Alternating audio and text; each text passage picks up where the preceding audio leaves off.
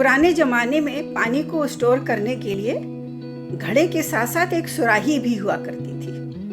दोनों में पानी बहुत ठंडा रहता था, पर सुराही में थोड़ा ज़्यादा ठंडा हुआ करता था। लोगों को शायद याद हो, एक पतली सी गर्दन वाली थोड़े छोटे साइज़ की एक सुराही, जिसके अंदर एक साइड में मुंह होता था, जिसमें से निकाल करके पानी पिया करते थे। आजकल को वो देखने को नहीं मिलती है, क्योंकि घर घर में फ्रिज और ठंडा पानी करने के और तरीके के सामान आ गए हैं, सुविधाएं आ गई हैं, और वो बेचारी जो सुराही है उसका अस्तित्व खत्म होता जा रहा है। तो वो आजकल क्या सोचती होगी, उसके ऊपर मैंने एक कविता बनाई है, सुनिए।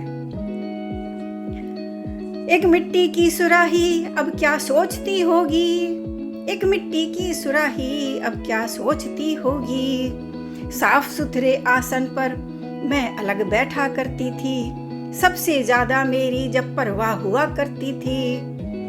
पानी से भर के मैं रानी सब देखा समझा करती थी, पतली सी गर्दन पे इतरा के बाजू से पिलाया करती थी। एक मिट्टी की सुराही अब क्या सोचती होगी, एक मिट्टी की सुराही अब क्या सोचती होगी। गुदगुदा सा आसन था और पहरा हुआ करता था, हल्के और कोमल हाथों से स्पर्श हुआ करता था। कहीं टूट न जाऊं सो इशारा हुआ करता था, पानी मुझ में सबसे ज्यादा ठंडा रहा करता था। एक मिट्टी की सुराही अब क्या सोचती होगी, एक मिट्टी की सुराही अब क्या सोचती होगी।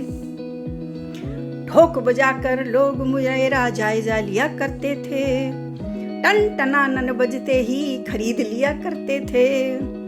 मोटे भाई घड़े को एक जगह बिठाकर मुझे सफर में साथ ले लिया करते थे।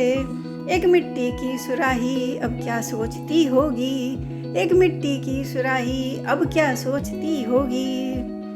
मैं जगह जगह का पानी समेट लिया करती थी, हर प्यासे को जीवन दान दिया करती थी।